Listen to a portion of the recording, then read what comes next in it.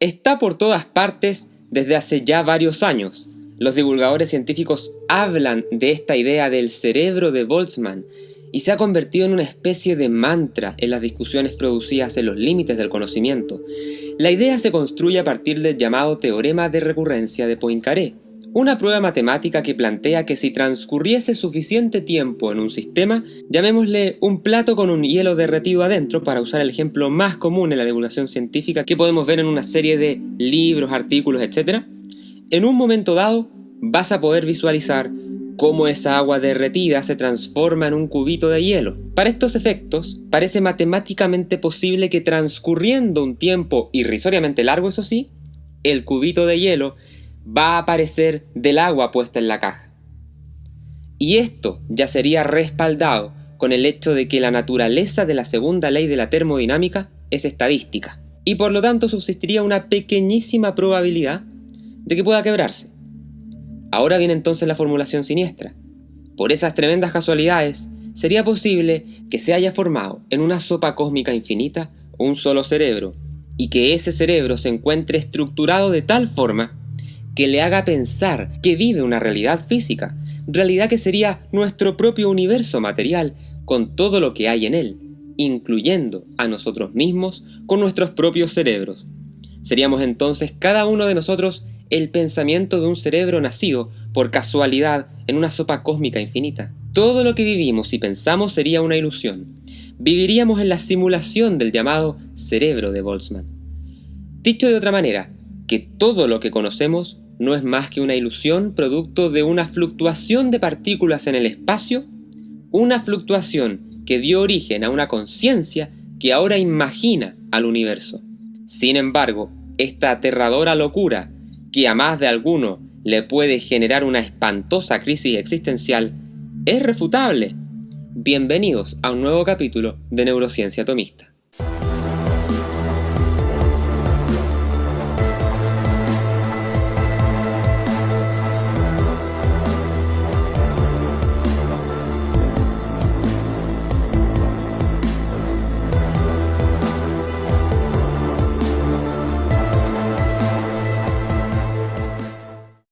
Múltiples son los problemas que tiene la teoría en cuestión. En primer lugar, es altamente especulativa, toda vez que parte del hecho de que existe un universo con tiempo infinito, en donde las partículas puedan agruparse aleatoriamente disponiendo a la conformación de nuestro famoso cerebro. En segundo lugar, cabe la pregunta de ¿dónde es que aparecieron las partículas que crean el cerebro de Boltzmann? O efectivamente, esa realidad de la que proviene el hipotético cerebro es cierta, o bien esta forma parte a su vez de otro cerebro de Boltzmann, y así hasta el infinito, sin poder identificar un primer motor dentro del esquema físico. Por su parte, el físico español José Luis Crespo, ateo confeso, lo refuta de similar manera a la que lo hace el célebre físico Jean Carroll, echando mano del argumento de la inestabilidad cognitiva. Esto porque si el cerebro de Boltzmann fuera cierto, eso quiere decir que vivimos dentro de su propia simulación, que justo tiene unas leyes físicas que sugieren que puede existir los cerebros de Boltzmann. Por lo tanto, si fuéramos una ilusión creada dentro del cerebro de Boltzmann, tampoco habría manera de estar seguros de que un universo base en efecto existe, y no podríamos tampoco estar seguros de que la hipótesis de los cerebros de Boltzmann sea cierta. Ni nada de lo que podamos plantear en efecto lo sea. Pero resulta que esta teoría se complica todavía más, porque dentro de este cerebro cósmico, nacido de estas fluctuaciones aleatorias, se ha producido también la ilusión de que existen otros cerebros, que son los nuestros. Y cabe la posibilidad de que, por tanto, nosotros también seamos individualmente cerebros de Boltzmann, dentro de un cerebro de Boltzmann más grande. Estaríamos en presencia entonces de una metasimulación o jerarquía de ilusiones. Habría que explicar entonces ¿cómo es que surge esta segunda jerarquía de ilusiones estructuradas dentro de un universo en donde el tiempo para el desarrollo de los acontecimientos no es infinito? Esta multisimulación hace aún más improbable la teoría, porque añade un nivel de complejidad aún más, si cabe, rocambolesco. Un cerebro de Boltzmann que imagina otros cerebros de Boltzmann en un universo igualmente ordenado. El problema de todo esto es que multiplica las improbabilidades transgrediendo groseramente el principio de parsimonia, esto es, la llamada navaja de Occam, toda vez que es más sencillo asumir que vivimos en un universo base, coherente, real, que en una serie de ilusiones complejas y jerárquicas. Para su tesis de grado en la Facultad de Filosofía de la Universidad de Chile, Catalina Larraín planteó en el año 2023 que el argumento de la inestabilidad cognitiva de Sean Carroll, en conjunto con el argumento de evidencia total del que se vale el epistemólogo Sinan Gramsci en Estados Unidos, logran demostrar que la teoría del cerebro de Boltzmann no puede ser justificada epistemológicamente. Eso porque para que la teoría pueda ser considerada cierta, necesita de las teorías científicas supuestamente ilusorias, pues. Como también necesita de la existencia de un observador que no tendría forma de confirmar que el mundo a su alrededor no es una ilusión. Ergo, cualquier argumento que logre hacerse como evidencia de que los cerebros de Boltzmann sean posibles, no va a ser capaz de escapar del hecho indudable de que la teoría no posee fundamento real. La teoría, por lo tanto, se pisa su propia cola. Sin embargo, todo lo que llevamos explicando hasta ahora, inclusive el planteamiento del cerebro de Boltzmann propiamente tal, pasan por alto un asunto fundamental. ¿Puede la conciencia formarse por azar? No puede. Y este es el talón de Aquiles más tremendo al que se enfrenta el cerebro de Boltzmann. Existen múltiples maneras de demostrar la inmaterialidad de la conciencia. Entre los argumentos más notables se encuentra el proceso de universalización de conceptos. En el proceso de simple aprehensión, el ser humano capta con los sentidos externos la realidad material circundante, pero en el proceso también capta la realidad metafísica que va adherida a la materia. Para poder enterarnos de la existencia de dicha realidad sutil, es necesario primero extraerla y diferenciarla de la materia. Para eso, a su vez, es necesario que se lleve a cabo un proceso de involucramiento de los sentidos internos en el cerebro. A partir de ese procesamiento, se van a conseguir imágenes sensibles que serán iluminadas por el intelecto agente y que por fin nos va a permitir extraer conceptos universales, tales como el concepto abstracto de triángulo. Para que le vayan tomando el peso de la importancia que tiene esto, veamos la magistral explicación que nos entrega el profesor tomista Cristóbal Orrego en su libro Filosofía, Conceptos Fundamentales. A partir del conocimiento sensible, el ser humano hace algo novedoso, que es abstraer un concepto universal a partir de una imagen formada por los sentidos internos. La inteligencia le quita a la imagen todos los aspectos particulares y concretos, y se queda con la pura idea abstracta y universal. Hay una forma muy fácil de ver la distancia: pensar en la idea de triángulo, y después darse cuenta de que uno no puede dibujar aquello que pensó, porque si uno dibuja cualquier triángulo, ese dibujo va a dejar fuera los triángulos que no sean como ese. Si uno dibuja un triángulo equilátero, deja fuera los triángulos irregulares, y los isósceles, y los escalenos. Si uno dibujó un isósceles, ya no dibujó un equilátero. Con otras palabras, la idea universal de triángulo abarca todos los triángulos concretos y particulares, aunque en cuanto concretos sean imágenes contrarias o incompatibles entre sí. Esto quiere decir que lo universal y abstracto no puede ser capturado en una imagen particular y concreta, pero que toda imagen particular y concreta cae bajo un concepto universal y abstracto. Este ejercicio se puede hacer con cualquier idea, demostrándose que mediante la abstracción llegamos a un concepto universal que no puede reducirse a ningún particular y que por lo tanto solo una facultad que sea de la misma naturaleza de aquello que está captando es capaz de lograrlo. Ergo, el intelecto es inmaterial, toda vez que la materia en sí misma no puede generar operaciones inmateriales, como la abstracción de conceptos universales o el conocimiento reflexivo del yo. Ex ente materiae qualitativae distinctae non potest procedere en qualitativae distinctae ordine superiori. En español, de una cosa cualitativamente distinta, vale decir la materia, no puede surgir una cosa cualitativamente distinta, vale decir el intelecto. ¿Y por qué es importante tomar en cuenta esto para el cerebro de Boltzmann? Es muy importante porque está dando cuenta de que la premisa del cerebro de Boltzmann es falsa, porque parte de una concepción materialista que no reconoce una distinción cualitativa entre la materia y lo inmaterial. ¿Quieres obtener una mirada amplia y sistematizada del fenómeno del libre albedrío y la naturaleza de la conciencia? Inscríbete en nuestro curso Libertad, Determinismo y Conciencia, en donde hallarás explicado con peras y manzanas la visión de estos problemas desde el punto de vista de las ciencias experimentales, la filosofía, la teología e incluso te enterarás de un análisis de obras literarias que han abordado excelsamente el gran misterio de la libertad y la conciencia humana, tanto en la literatura como en el cine. En los especiales de PFW descubrirás un mundo de fascinantes conocimientos, la filosofía detrás de Interstellar, el futuro de la inteligencia artificial, el misterio científico de la sábana santa, la relación entre los exorcismos y la psiquiatría moderna, las profundas reflexiones del físico Werner Heisenberg y hasta un especial cosmológico de 3 partes sobre el origen del universo, entre muchos contenidos más ya disponibles y tantos otros en producción.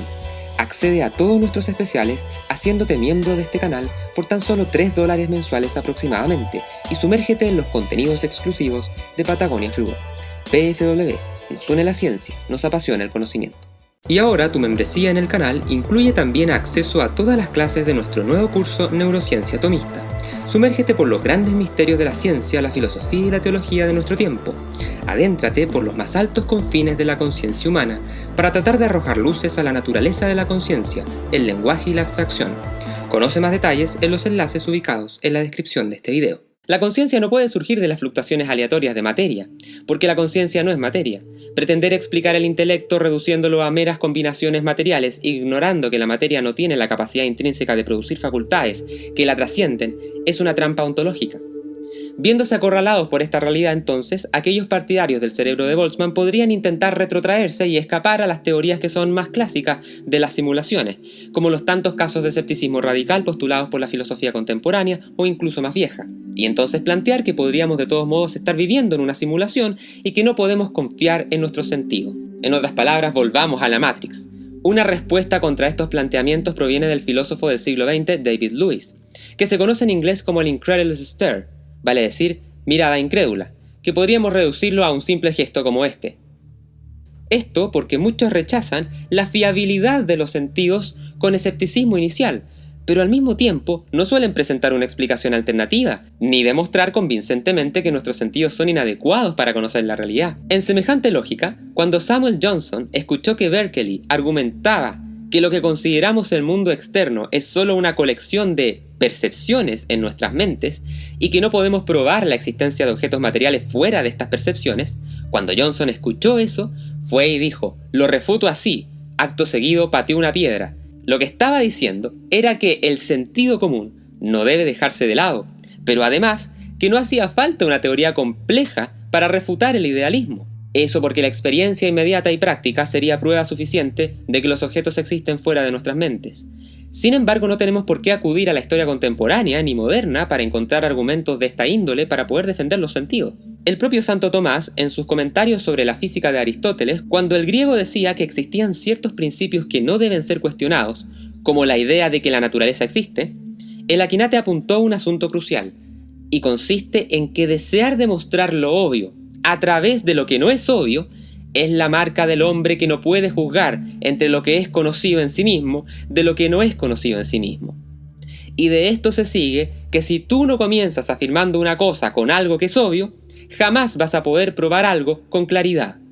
En este orden de cosas, Tomás afirmaba que existen ciertos principios básicos, los llamados principia per se nota, vale decir, principios evidentes por sí mismos, que no requieren demostración, porque son necesarios para que cualquier razonamiento o conocimiento tenga lugar. Uno de esos principios es la fiabilidad fundamental de los sentidos, sin la cual no podría construirse conocimiento alguno, ni siquiera las ideas más raras. Es más, si los sentidos no fueran confiables, sería imposible que pudiéramos ser capaces de elaborar cualquier afirmación sobre cualquier cosa, incluso la propia tesis de que los sentidos no son fiables. El solo hecho de elaborarla requiere de sentidos fiables en un primer momento para poder afirmarla, incluyendo afirmar teorías tan extrañas como la de los cerebros de Boltzmann. Argumento que entra en directa consonancia con los ya mencionados anteriormente, planteados sobre todo por científicos y filósofos ateos, o no confesionales por lo menos. Para los tomistas, esto se explica porque la propia elaboración de toda tesis dependerá en última instancia de la experiencia sensorial para recoger información, formarse una idea a nivel intelectivo y luego transmitirla. Por último, para los creyentes existe adicionalmente un argumento que es el más poderoso a todos los ya vistos. Eso porque los estados místicos y la verdad revelada por gracia divina, que son conocimientos que no entran por los sentidos a la manera tradicional, sino que son directamente infundidos por Dios en el intelecto, nos entregan confianza de que lo que conocemos con el método científico respecto al mundo material no es una ilusión, sino que es real, toda vez que la teología demuestra que Dios es absolutamente bueno y que no nos engañaría con una triquiñuela psicocósmica como una simulación o un cerebro de Boltzmann. Al hacernos a su imagen y semejanza, Dios le permite al hombre ir descubriendo las maravillas materiales que ofrece el universo, desde las distantes galaxias hasta las partículas subatómicas que conforman nuestro universo material, un universo que es tan real como la dimensión espiritual de nuestra existencia. Y si bien es cierto que las teorías científicas van cambiando con los años para explicar su objeto de trabajo, eso no significa que la realidad material misma, que es su foco de estudio, no exista o sea una ilusión. Como diría Jean Danielou, uno de los teólogos más importantes del Concilio Vaticano II, un científico puede poner en duda perpetuamente las explicaciones provenientes del universo.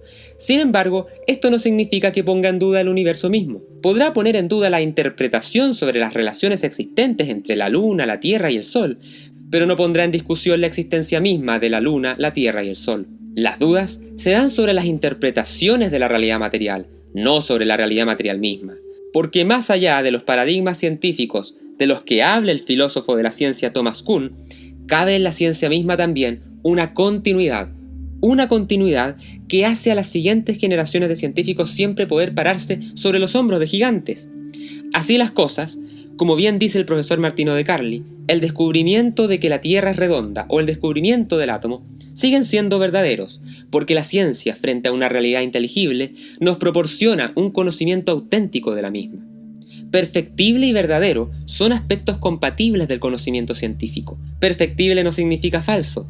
La fascinante presencia del mundo de afuera, en la inevitable parcialidad de la descripción posible, permite que en el ámbito de esta aproximación se devele un aspecto real del mundo.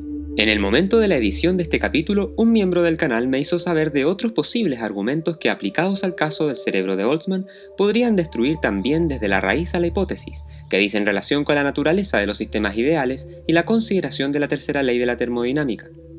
Dos asuntos estrechamente relacionados con la filosofía de la física y la naturaleza de las matemáticas. Es posible que ciertas corrientes en filosofía de la física, por ejemplo, cuestionen la aplicación de probabilidades en sistemas infinitos, o la separación entre posibilidad lógica y posibilidad física.